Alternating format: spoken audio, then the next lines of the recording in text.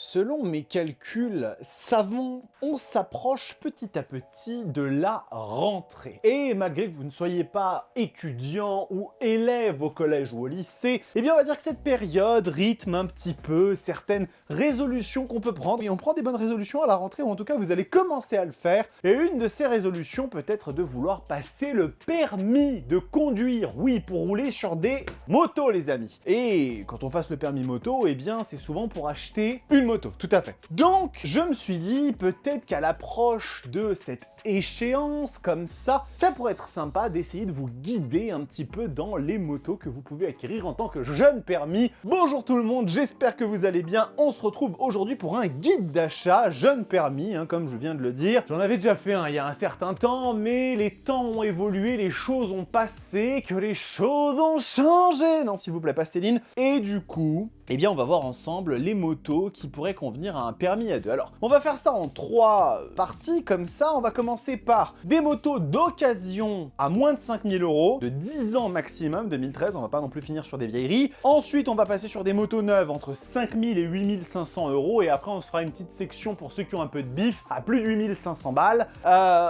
À la base, je voulais faire 5 motos par catégorie, mais il s'est avéré qu'il y avait beaucoup trop de machines intéressantes. Je vais donc essayer de passer le moins de temps possible sur chaque machine pour vous donner un éventail qui soit large. Let's go! On va commencer avec un truc assez original parce que j'ai envie de vous parler de la Benelli BN600R. Et oui, effectivement, on va pas parler de japonaise en première machine ici. C'est très intéressant parce que c'est une moto qui est quand même assez originale dans son look. Benelli, si vous connaissez pas, c'est une marque italienne qui s'est fait racheter par des Chinois, mais ils ont quand même de la production encore en Italie. Écoutez, moi j'aime bien, il y a des équipements qui sont plutôt cool, comme du freinage Brembo, ça casse pas 3 pattes à un canard en termes de technologie, mais si vous voulez quelque chose un petit peu original, vous n'avez pas trop peur du réseau, parce que Benelli c'est pas non plus hyper développé. Fiabilité, bon voilà, c'est pas non plus le plus efficace qui soit, mais en même temps il n'y a pas tellement de trucs qui peuvent tomber en panne là-dessus, ça peut être un bon choix. Tant qu'à parler des constructeurs pas forcément hyper implantés, j'ai envie d'évoquer la Vosges 500R les amis. Et oui, parce que ce constructeur chinois fait des trucs qui sont quand même assez intéressants, notamment en termes de rapport qualité-prix. Une Vosges 500R à moins de 5000 €, vous en trouvez dans des états quasi neufs. C'est très simple, un petit compteur LCD tout à fait basique, des performances qui sont plutôt correctes, et une machine qui a, eh bien, pour elle, un petit style. Franchement, ça peut le faire aussi. Alors, ensuite, si on n'a pas peur de descendre un petit peu en cylindrée, on peut parler de la Duke 390. Et oui, vous le savez peut-être si vous avez suivi les différents réseaux sociaux, il y a la nouvelle, la 2024, qui vient d'être annoncée avec une petite tête de fourche que j'adore. Mais si on n'a pas trop de sous et qu'on veut quelque chose qui est quand même hyper bien, la version juste avant, ça se trouve, hyper bien équipée, légère, joueuse, petit bonbon comme ça, franchement ça peut être aussi un truc hyper stylé. J'en avais fait l'essai et j'avais beaucoup aimé cette machine. Alors, il y a aussi ceux qui veulent ressembler un peu à des sportifs. Comme ça. Le problème c'est qu'à moins de 5000 € et 2013, ça va être difficile en A2 de trouver. Néanmoins, vous pouvez vous tourner si vous le souhaitez vers une GSX-R 250. Si vous voulez absolument une gueule de sportive et que le fait de rouler à peine plus vite qu'une 125 ne vous dérange pas, ça a une petite gueule, c'est sympathique, c'est du Suzuki donc globalement plutôt fiable. Pourquoi pas avoir peur de se faire dépasser par mémé en Renault Zoé. Allez, on avance parce que ça traîne. Maintenant, on va aller chercher un peu d'originalité, de caractère, d'exubérance. J'ai envie de parler de la Ducati Monster 696. Et oui, les amis, parce que ça se trouve très bien en dessous de 5000 €. C'est une machine fantastique, c'est l'Italie. L'essence même du Roadster, je vous le rappelle, c'est cette moto-là qui a créé la catégorie du Roadster, enfin son ancêtre. Et c'est cool, ça cogne, c'est original, il y a un design qui est vraiment super joli. Et je vais un petit peu sortir de ma zone de confort avec l'histoire de 2013, vous pouvez même trouver des Monster S2R 800. Alors là, vraiment, on est dans le côté un peu reliques et bijoux, si vous n'avez pas trop peur de passer de temps en temps des week-ends à la bricolée, bon, la fiabilité c'était quand même un peu moins ça peut vraiment être chouette, et là on est vraiment dans de l'original comme il faut. Allez, on continue, j'en ai encore deux, j'ai pas parlé des trails, eh bien on va parler de la V-Strom, tout simplement, toujours chez Suzuki, quelque chose de extrêmement utilitaire on va dire, mais qui a fait un excellent office pour beaucoup de motards. C'est polyvalent, c'est confortable, ça protège bien au vent, c'est pas le caractère incarné, mais franchement si vous voulez une machine qui peut vous permettre de faire un petit peu de route, qui soit à l'aise en ville, qui soit pas trop lourde, etc.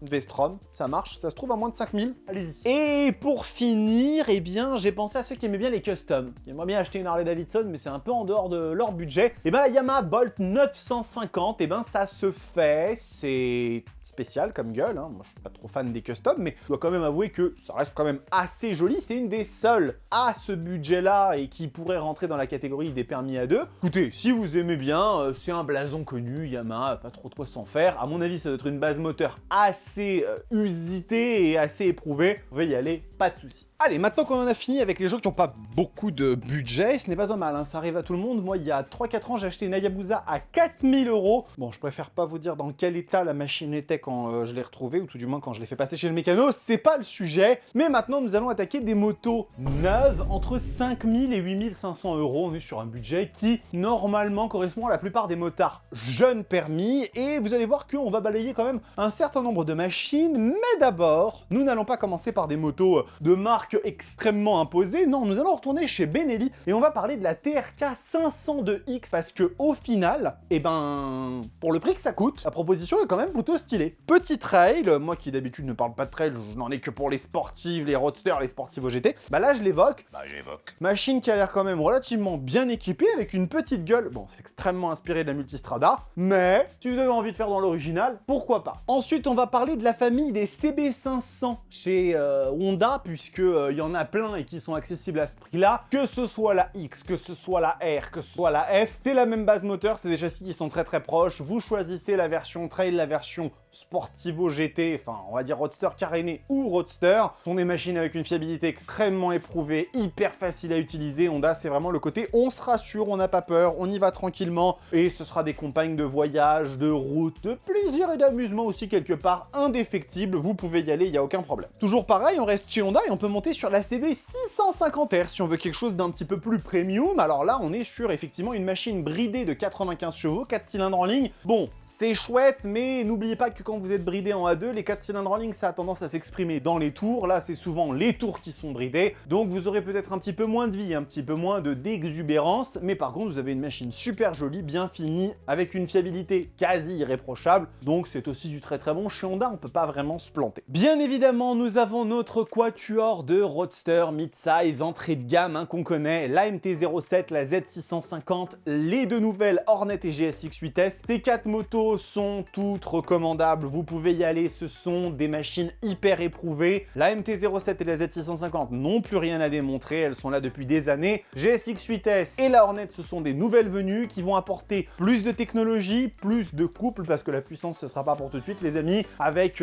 une gueule, avec une finition, avec vraiment des machines super chouettes. Si je devais vous en recommander qu'une seule parmi les 4, ce serait la Hornet. La GSX 8S aussi est très chouette, mais si vous voulez vous tourner chez Yamaha ou Kawasaki, ça reste des super machines. La plupart d'entre vous auront conduit probablement des MT-07 pendant la moto-école, vous savez à quoi vous en tenir. Ça reste des très bons choix. On va passer, parce que c'est un peu chiant, quoi, on connaît. Du côté roadster, un petit peu, voilà, sympathique, mais auquel on pense pas souvent, il y a la Trident, chez Triumph, la 660, qui est super chouette. Alors maintenant, il n'y a plus de Street Triple hein, en A2 chez Triumph, en tout cas pas pour le moment, hein. La 765R, elle est pas éligible, mais la Trident, c'est une machine super chouette que j'avais essayé sur la chaîne. J'ai dû essayer la 3/4 des motos dont je parle là, dans ce comparatif, et franchement, c'est super cool, c'est hyper bien fini comme Triumph sait le faire, les équipements sont chouettes, la machine est maniable, elle est jolie. C'est un style un petit peu plus néo-rétro que les 4 autres roadsters, mais franchement, si vous voulez un truc un petit peu différent, vous démarquez, vous pouvez aller sur une Trident, ça pose aucun souci. Ensuite, chez Kawasaki, il y en a une autre dont il faut absolument parler, et je la connais plutôt bien. Elle est là, la Ninja 650. Donc ça, c'est ni plus ni moins qu'une Z650 carénée, hein, avec une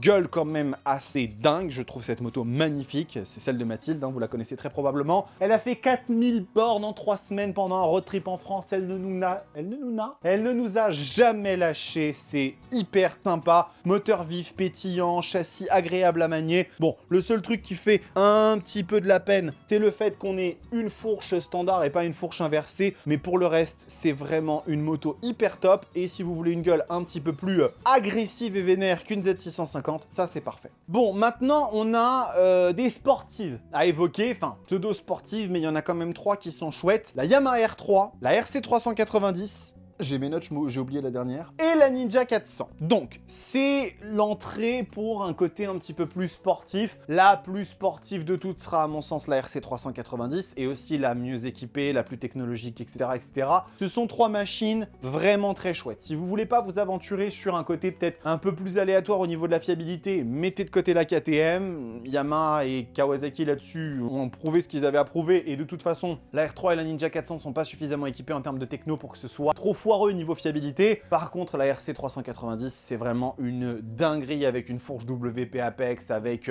un tableau de bord hyper complet.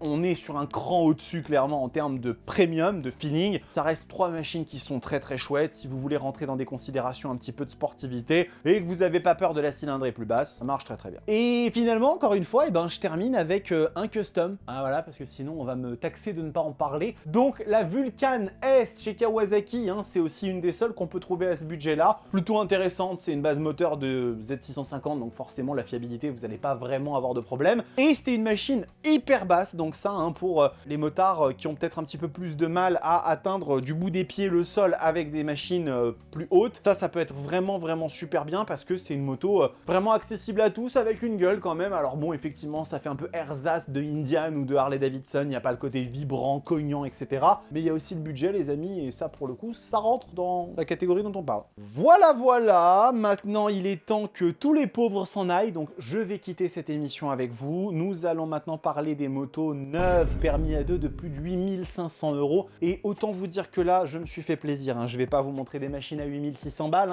croyez-moi, là vraiment, c'est pour se faire un peu rêver, et pour ceux qui ont les moyens, comme j'en avais parlé à certaines reprises, il y a des personnes qui passent le permis à deux un petit peu plus tard dans leur vie, qui ont déjà un peu des moyens, qui ont envie de se faire plaisir, et croyez-moi que là, il va y avoir des trucs chouettes. Alors, on commence tout de suite extrêmement fort chez Ducati avec la Super Sport S et l'Hypermotard SP, des machines à quasiment 19 000 balles, parce qu'il y en a une à 17 000 et l'autre à 18 500. Là, on est vraiment sur de l'ultra premium. La Super Sport, c'est la Sportivo GT par excellence, machine phénoménale, gueule de Panigale, en version en plus S, on a des suspensions all-ins, enfin c'est le délire. Et l'Hypermotard SP, c'est un jouet pour faire le con, c'est vraiment une machine qui rend débile, extrêmement agile, encore une fois une finition qui est quand même vraiment chouette sur cette moto, j'avais eu l'occasion de l'essayer. Ce sont deux bijoux dans des philosophies très différentes mais qui vous feront tout autant plaisir l'une que l'autre. Si vous avez le bif, ça c'est le futur. Attention quand même, ça chauffe un petit peu, la Super Sport plus que l'Hypermotard, sachez-le. Allez, on continue avec une moto que j'avais essayée il y a peu de temps, la Yamaha MT-09 SP, et oui, la version la plus ultime du roadster énervé de chez Yamaha, qui a été déclinée pour les jeunes motards en 2023, donc je vous le rappelle, technologie de malade, avec du quick shifter, avec du régulateur de vitesse, avec des assistances dans tous les sens, amortisseur arrière all-ins, fourche avant Kayaba réglable, c'est une super moto, coup de pied au cul assez sympathique, parce qu'on a quand même du couple sur cette machine, vraiment si vous avez les moyens, et on n'est pas encore dans des trucs qui sont complètement démentiels comme les Ducati, on est à 12 500 €, ça se fait pour qui a mis un peu de côté. Ce qui se fait un peu moins par contre, c'est la FTR 1200, qui elle aussi existe chez Indian en permis à deux, et alors là, ça fait plaisir quand même, parce que vous avez 1200 cm3, donc autant vous dire que le coup de pied au derche, il est phénoménal, même si on est limité à 47,5 chevaux. Indian qui fait des machines de mieux en mieux finies, vraiment. Il y a sur certains aspects des trucs où ils ont rien à envier à Triumph, clairement, donc c'est vraiment super chouette. Gueule atypique, maintenant qu'ils lui ont dégagé ses pneus de dirt track et qu'ils lui ont mis vraiment des montes sportives, roadster, c'est très très bien. Un peu plus lourd que les autres quand même, on est à 220, 225 kg, mais l'agilité franchement est super bonne sur cette machine. FTR 1200, permis à deux les enfants, c'est le futur. En plus de ça, c'est original parce que vous en croisez pas à tous les coins de rue. Alors, ils veulent de la sportivité, les petits coquinous, je vais vous en donner. On va parler de la Yamaha R7, puisque bah oui, c'est la seule sportive pur jus pour ainsi dire, avec des demi-guidons aussi bas qui soient présentes dans ce comparatif, puisque la F3 675 chez MV Agusta n'est plus commercialisée. Position ultra radicale, ça vous tue les poignets, ça vous tue le dos, c'est une machine qui est vraiment faite pour être sportive et ça s'en ressent, le châssis est d'une agilité phénoménale, la techno est plutôt chouette sur la machine, le seul problème selon moi c'est que c'est le moteur de la MT-07, même en débridé ça casse pas trois pattes à un canard, par contre le look est phénoménal, la machine est magnifique et si vous voulez de la sportivité, c'est ça qu'il vous faut. Alors il y en a peut-être parmi vous qui vont à la salle de muscu, ils font du développé, du crunch, qui ont des gros bras, et ben si vous aimez les grosses motos, vous pouvez vous offrir une R18 chez BMW, 345 kg, mais plus de couple que mon Hayabusa, 15,8 mètres kg, c'est qualité violentissime, possiblement la plus grosse cylindrée que vous puissiez acheter en permis A2 et peut-être même la plus grosse cylindrée que vous puissiez acheter un jour dans une moto normale. C'est du délire, c'est un mammouth, mais si vous aimez les customs et que vous voulez vous différencier, une R18, moi j'aime bien, hein, faut pas avoir peur de pas tourner, hein, parce que je pense que les ronds-points c'est son ennemi numéro 1. Par contre, ça a une gueule et très très bien. Allez, après ce petit interlude, on va parler de 3 trails parce que y a pas trop le temps non plus. Donc, on a d'un côté la V-Strom 1050 XT. Et oui, elle existe en version A2 et c'est plutôt chouette comme machine. La Tiger 900 GT chez Triumph, aussi disponible en jeune permis. Et pour finir, la Multistrada V2S. Et oui, j'ai pris la plus élevée, bien évidemment, il fallait que je le fasse. Donc, la 1050 XT chez Suzuki, ça va être celle qui va être la moins techno, la moins premium, même si c'est déjà du matos de très très bonne qualité. Tiger 900 GT, on monte d'un cran parce qu'on a un écran qui est phénoménal, une machine vraiment technologique. Et après, avec la V2S, vous montez carrément sur une machine hyper premium de ouf, avec, si je dis pas de bêtises, des suspensions semi-actives hein, sur la V2S, donc vous êtes quand même sur du très lourd. Si vous avez les moyens, on n'a qu'une vie, faut en profiter. Allez, on va terminer avec les 3 dernières. D'abord, j'ai envie de parler d'un petit bijou comme ça, une petite œuvre d'art, la MV Agusta Brutal 800 Rosso, qui est devenue 800R hein, depuis quelques temps.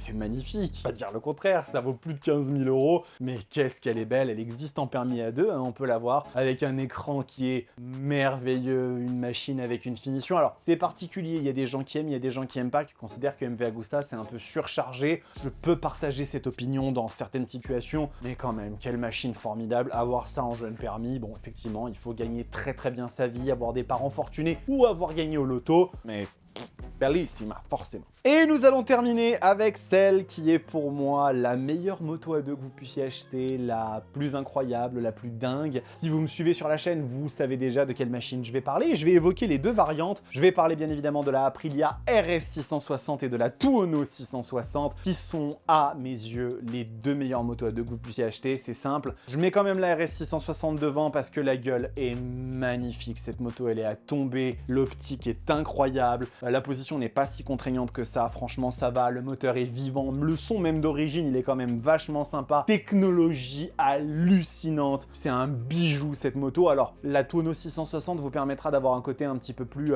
roadster, un petit peu plus droit, un petit peu plus agréable, mais franchement une RS 660 à ce niveau là, je ne recommanderais pas la Tuono, je recommanderais plutôt la RS parce que elle est vraiment pas insupportable au quotidien. Si on se parlait Tuono V4 ou RS V4, là c'est vraiment une autre salade, mais ici bon, la Sportivo GT c'est vraiment celle que je recommande et c'est à mon sens la meilleure moto A2 que vous puissiez acheter. Elle vaut 10 999 €, donc 11 000 €. Et si vous avez les moyens, foncez, c'est tellement bien une RS 660. Et voilà, ce petit guide d'achat est terminé. J'espère qu'il vous a plu. N'hésitez surtout pas à me poser des questions dans les commentaires. C'est là pour ça que vous demandez quelle moto, est-ce que telle ou telle machine ça pourrait être intéressant. J'essaierai de vous répondre, ça devient compliqué. On est bientôt 20 000 sur la chaîne, donc forcément ça commence à s'accumuler les commentaires et je peux pas répondre à tout le monde, j'en suis désolé. N'oubliez pas de vous abonner à cette chaîne, c'est hyper important. Il faut qu'on atteigne déjà les 20 000 le plus vite possible et les 30 000 avant la fin de l'année. J'en ai rien à foutre, vous vous démerdez. 30 000 avant la fin de l'année, c'est notre objectif, c'est notre projet. Et puis le petit statut Roadstars, si vous avez les moyens, que vous voulez me soutenir. Je vais bientôt rajouter un nouveau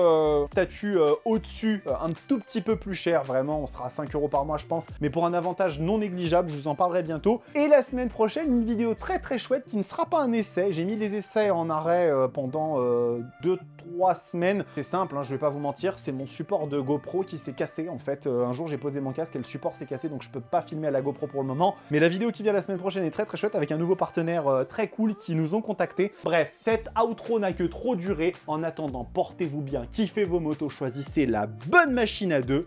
Ciao.